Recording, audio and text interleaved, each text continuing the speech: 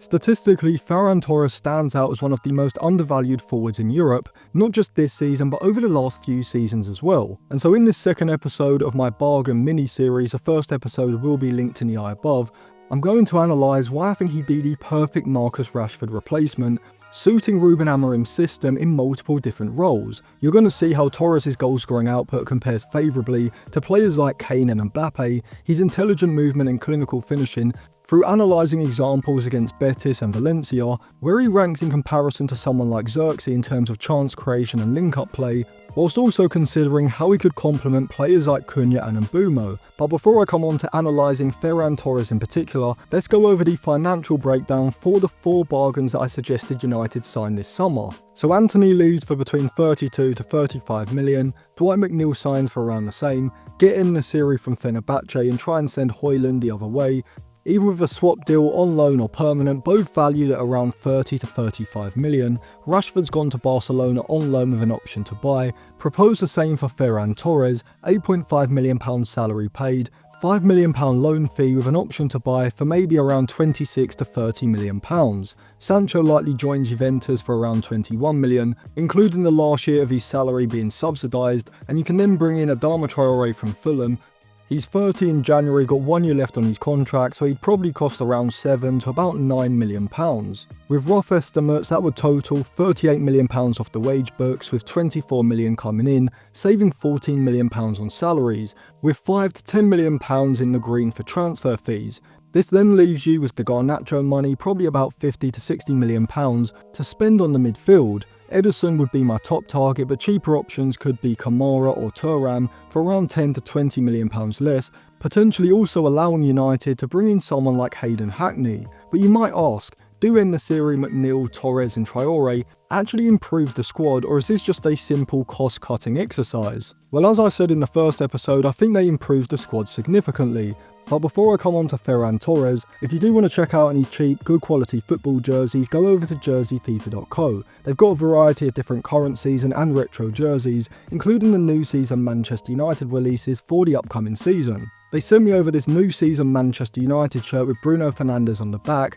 as well as this 2006-2007 white Manchester United away shirt with Ronaldo 7 on the back, alongside this Zidane Juventus shirt from the 90s as well. If you use code ATLANTIS at checkout, you'll get a 10% discount, so I'll leave it linked in the description and in the comments section below. So in the first episode, I spoke about the benefits of having a crossing specialist like Dwight McNeil, alongside pretty much one of the most aerially dominant strikers in the history of the game in Nasiri. But what about Ferran Torres and Adama Traore? Well, I'll cover Traore in a separate episode, but let's specifically look at Ferran Torres. So statistically, he stands out as a massively undervalued option compared to the price of other strikers on the market, which this goal-scoring plot graph comparing every striker in Europe's top 5 leagues domestically last season shows. Non-penalty goals against non-penalty XG, in my opinion, is the best plot graph for goal scoring in isolation. And what you can see is that Ferran Torres records a non-penalty goals rate per 90 of 0.72, which is actually higher than Kylian Mbappe's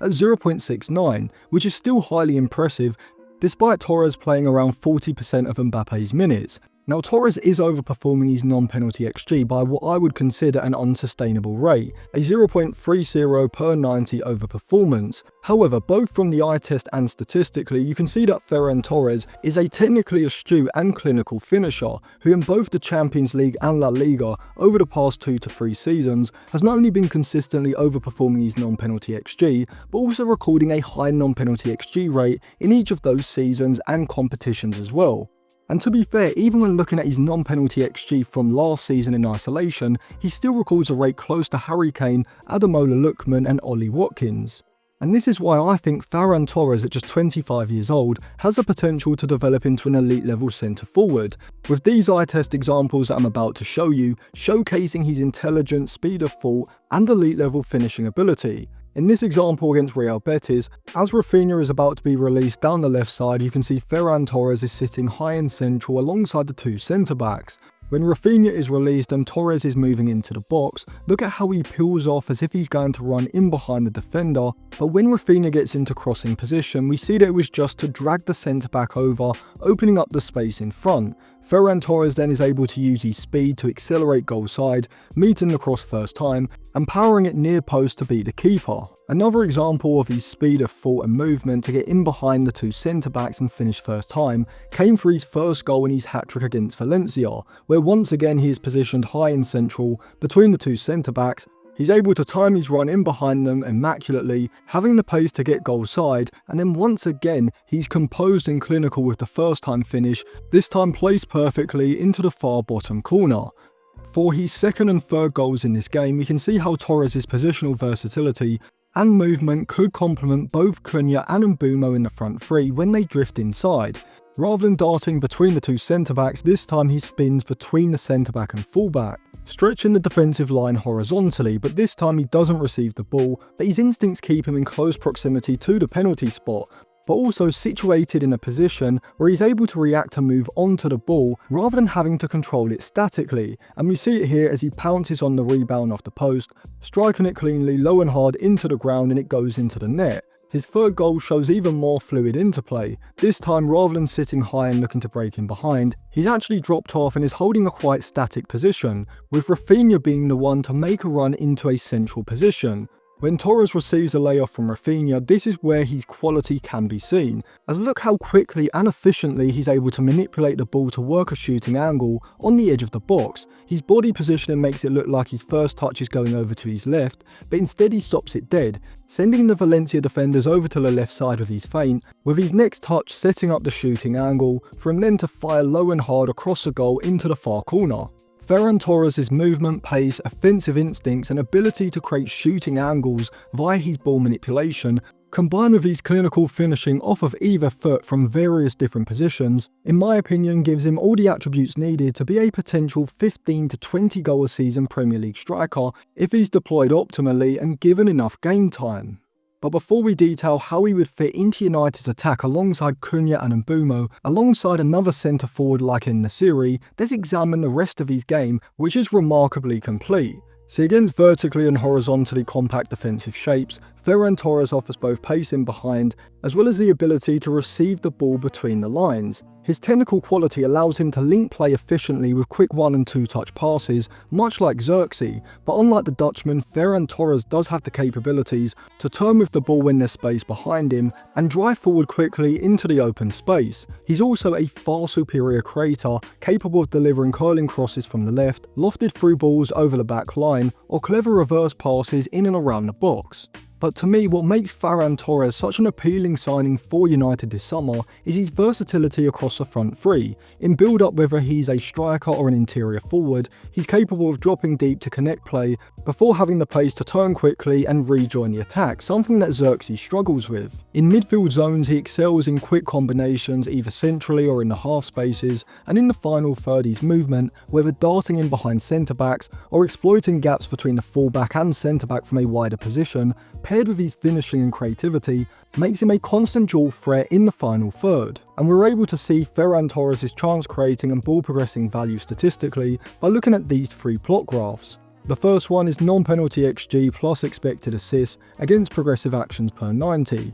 The non-penalty XG expected assist combination metric allows us to see how good a player is at creating chances not just for himself but also for others, whilst progressive actions per 90 combines progressive passes and carries, and we're able to see that Ferran Torres doesn't just rank above the median for both metrics, but also very highly for non-penalty XG plus expected assists, sitting in close proximity to Harry Kane and just below Lautaro Martinez. Whereas Xerxes in comparison records a similar amount of progressive actions, but a significantly lower non-penalty XG plus expected assist rate, sitting below the median, as well as ranking lower than Ferran Torres for pretty much all other ball progressing, chance creating and goal scoring metrics. For expected assists, which I think is the best chance creating metric, plotted against deep completions, which is just passes into a 20-metre radius of goal, you can see that Ferran Torres sits as an outlier for his deep completions, whilst also ranking above the median and alongside the main group for his expected assists, showing that Ferran Torres is frequently playing passes into dangerous areas in and around the box,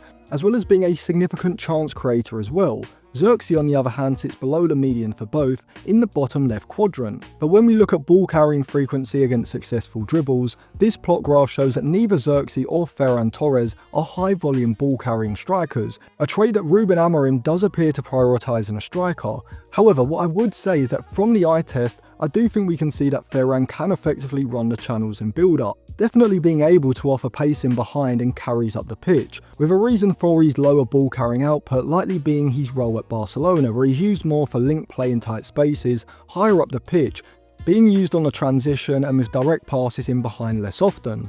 But also to highlight Ferran Torres' well-rounded skill set in comparison to Xerxes, his 16-metric circle chart does show that he has elite rankings in the high 90s for his non-penalty goals and deep completions, reflecting his impressive ball progressing and finishing qualities. He also ranks in the mid to high 80s for his non-penalty XG, non-penalty XG plus expected assists, his dribble success rate and the amount of through balls he completes as well. He excels in nearly every metric except progressive action rate and carrying frequency, with a lot of that being down to the role and the system he plays in at Barcelona. But even still, the statistical assessment confirms that he's a high volume goal scorer who's also adept at progressing the ball from outside of the box. Xerxes on the other hand can really only compete with Ferran when it comes to his through balls and progressive passes, lacking the same sort of goal scoring, goal creating and ball progressing output that Ferran produces. In regards to the tactical setup of the front three, Ferran Torres could be used as a centre forward when up against high defensive lines,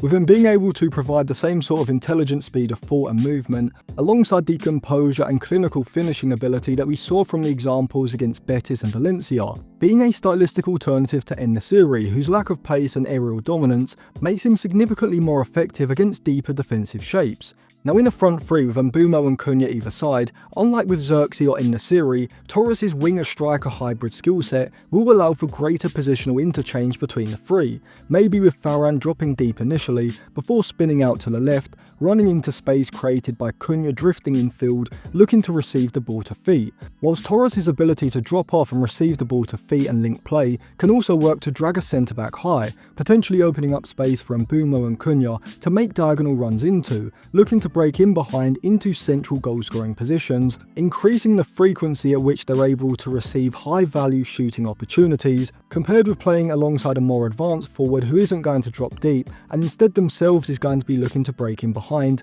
closing off that space centrally rather than opening it. And even with En-Nesyri playing as a target man poacher type of striker, Ferran Torres from either side would not only provide pace in behind the back line, balancing out En-Nesyri's lack of it, but he could also become what is essentially another centre forward inside of the box in the final third, taking up central positions and giving United two strikers on the pitch who are not only able to generate high value chances consistently, but also are proven clinical finishers off of both feet, first time and when taking a touch, with their head, or in Ferran Torres' case from distance as well. And so overall, Ferran Torres at 25 I think would be very good value for money at around £30 to £35 million all in for the transfer fee, though if United could take advantage of the Rashford deal and get Ferran Torres on loan with an option to buy, minimising the risk further and delaying payment for a year, this would work to save a significant proportion of the budget for reinforcements elsewhere this summer. Now in the next episode I'll talk about Adama Traore, but let me know what you think of Ferran Torres in the comment section below.